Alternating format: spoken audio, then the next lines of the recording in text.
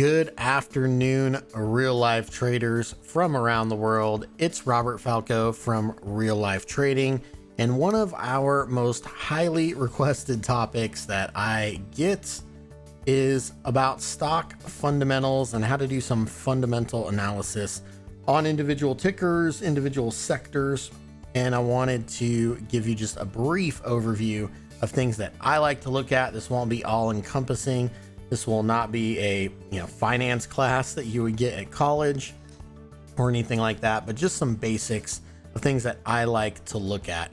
First and foremost, though, if you're not subscribed to the Real Life Trading YouTube channel, which we know about 61% of you that are watching this are not, please make sure you click that bell, subscribe, get those notifications, because we have lots of free content coming your way on the RLT YouTube channel. And then you can comment down below as far as what is your favorite fundamental category to look at. First, this screen, I'm gonna start with FinViz. FinViz is a great free resource in order to find lots of cool fundamental information about some tickers. So first we come to FinViz. I just searched for Apple, and let's take a look at Apple. Everybody knows what Apple is. And one of the first things you want to look at is the index. What index is this in?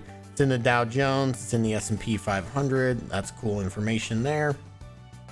And then market capitalization, obviously 2,000 billions is $2 trillion. So this is a pretty big stock out there. So market cap, again, market capitalization is the price of the stock multiplied by all of the shares that are out there, and you get the market capitalization of the company. Income is obviously what is left over after they take all of their revenue minus all their expenses, and the bottom line, basically how much they're taking home, so to speak.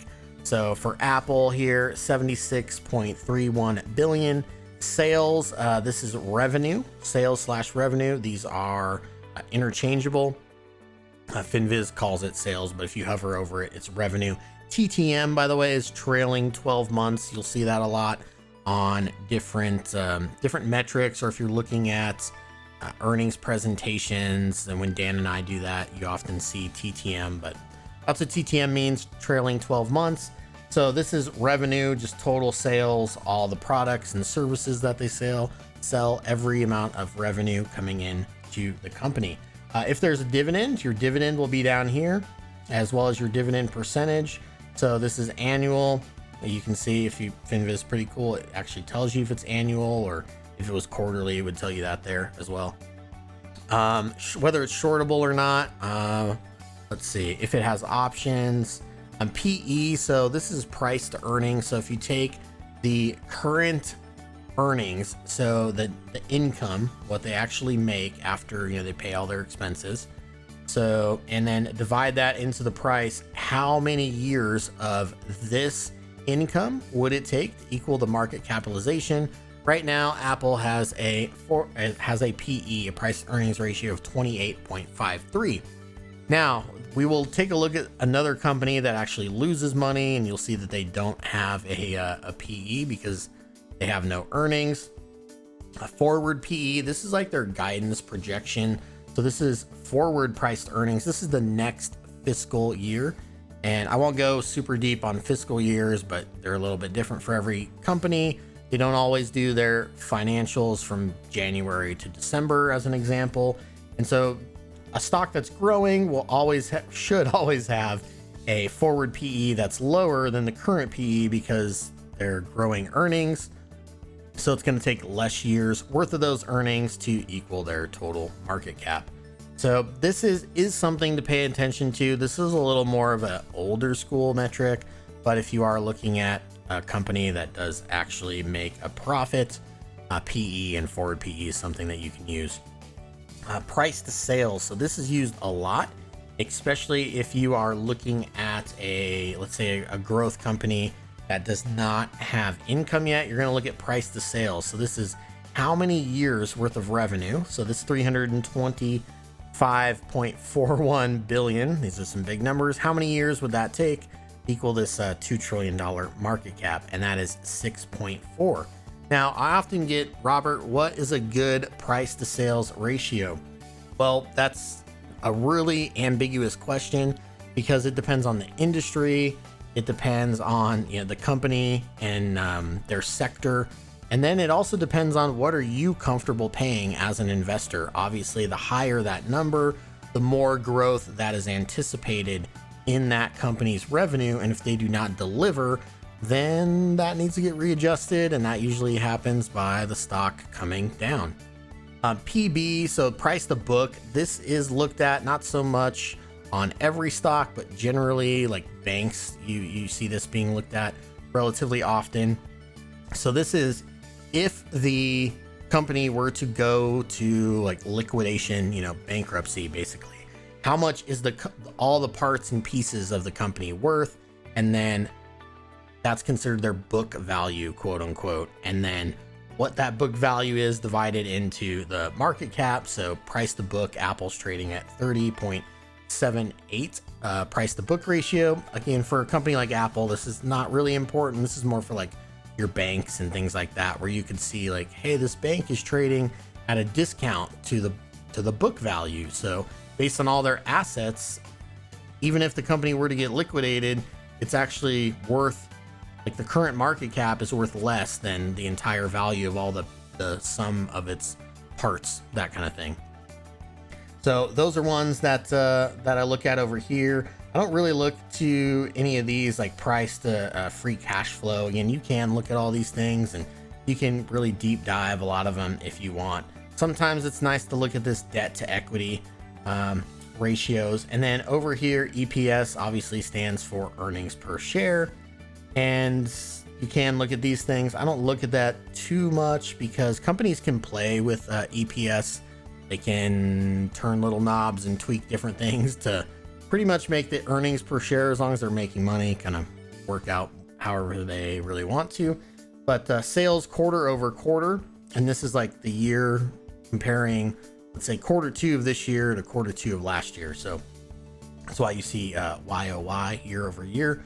Quarterly revenue growth, obviously the higher the better, right? You want a company that's growing, not shrinking.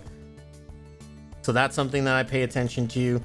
Insiders, if they own it, insider transactions, you can look at that. So are insiders selling, buying, all that fun stuff. Return on assets, return on equity. Again, I'm not going to go into the meaning of all of these.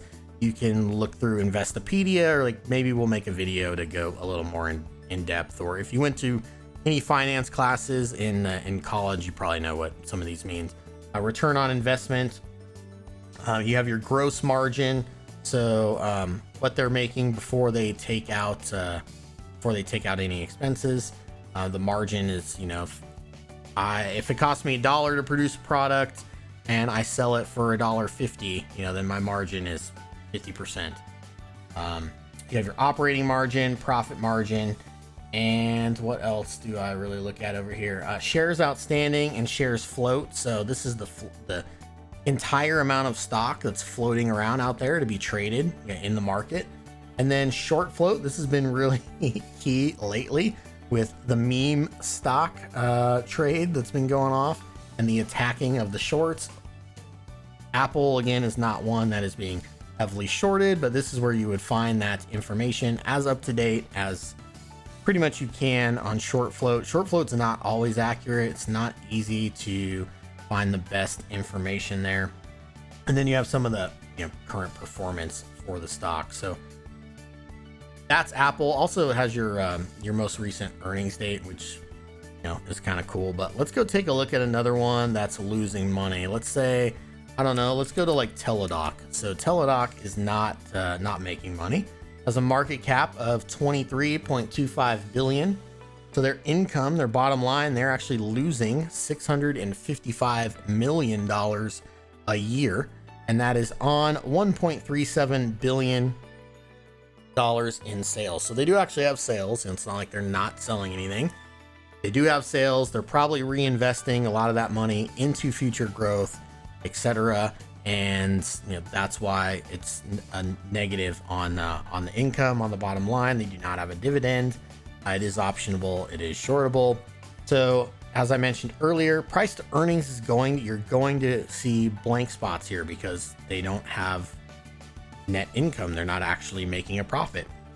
So this is where you really need to rely on some of this price to sales metrics. So as we looked at with Apple, they make physical products, so they actually manufacture stuff. They do have services. So the price to sales, let's say these are just general again, very sector and industry dependent, but generally a company that makes physical, tangible things is going to trade with a much lower price to sales versus like a software company, or this is health information services. You don't actually like walk into a physical teledoc, right? So they don't have like leases that they have to pay, and they don't have to keep the lights on and a bunch of dock in the boxes, you know, that type of stuff. So they're able to reuse software, let's say, over and over and over again. That in turn means that they probably have, well, they should have better margins, and they also usually get a little bit higher of a price to sales. So this one is at 17 times price to sales. So it's going to take 17 years worth of this revenue to equal this market cap. Is that good or bad? I don't know. That's for you to decide. You can compare across industries. Like if I click on health information services here, it's going to pull up a bunch of, this is what FinViz classifies as competitors. And then you can go through and check some of those things out, but you have to really figure out what is a good number for you. It's different for everyone. There's some people that they won't invest in anything over 20, anything over 30.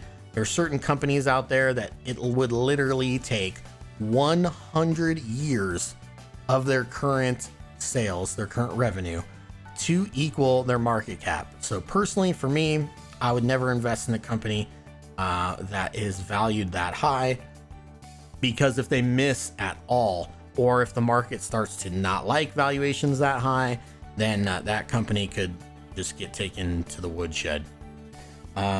This is where, again, some of these newer companies, though, they have not had to bring on a bunch of debt. So like, that's really cool.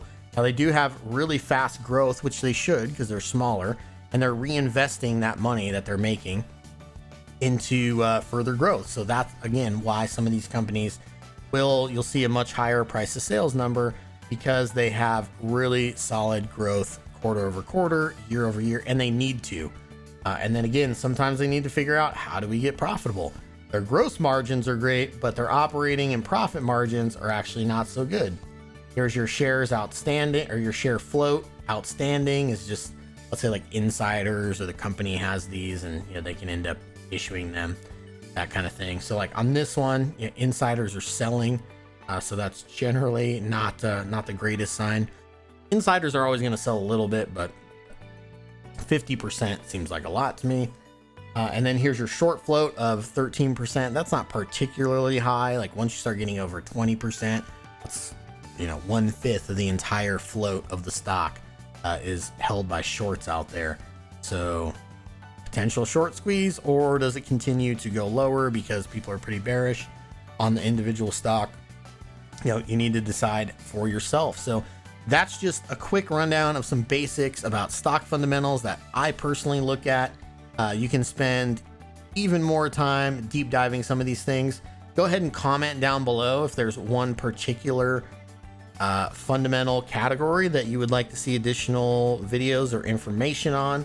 And again, don't forget to smash that subscribe button, like the video, check us out at reallifetrading.com, and love life, live life, and trade it. Thanks so much, everybody. Have a great day.